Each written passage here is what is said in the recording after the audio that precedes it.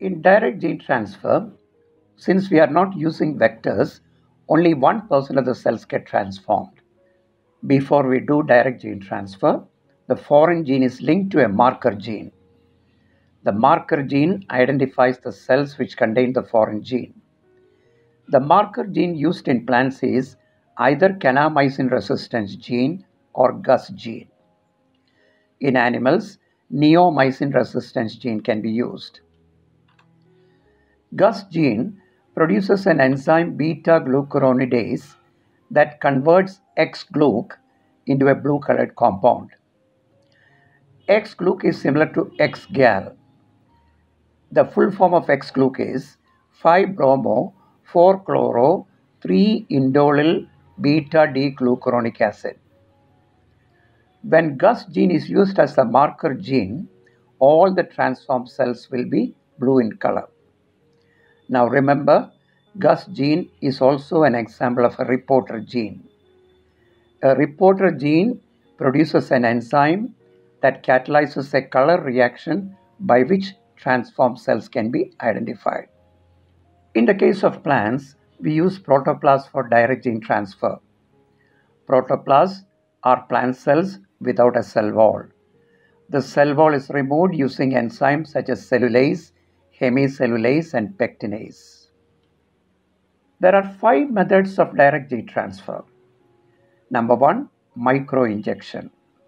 Number 2, chemically mediated uptake using polyethylene glycol. Number 3, electroporation. Number 4, bioelistics or gene gun method. Number 5, liposome mediated transfer. First, let us look at microinjection. This method is mostly used in animal cells. Using a micro syringe, the DNA solution is directly injected into the nucleus of the cell. Once it is inside the nucleus, the foreign gene and the marker gene insert into the DNA of that organism. The second method is called electroporation. The material to be transformed is incubated in a buffer solution containing the foreign gene and the marker gene. It is subjected to high voltage electric pulses. This induces holes in the plasma membrane through which the foreign gene enters the cell and integrates into the genome. Third method uses polyethylene glycol.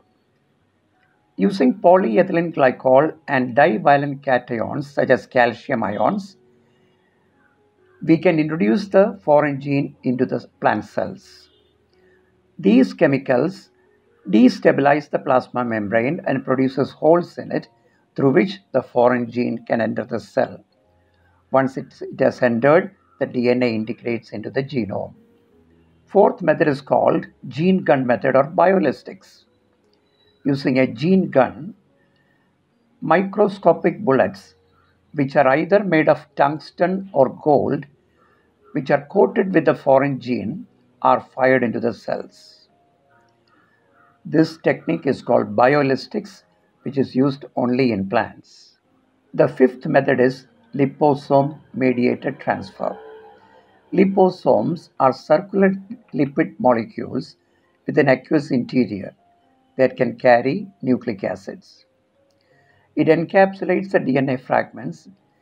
It adheres to the cell membranes, fuses with the membranes, and transfers the foreign gene into the host DNA.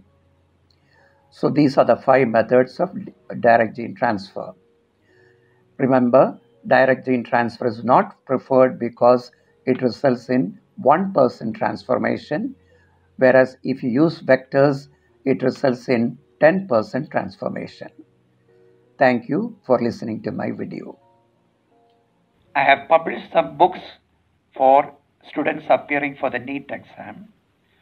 One is Handbook of Biology, Volume 1, which describes all the chapters in class 11, and Volume 2, which describes all the chapters in class 12.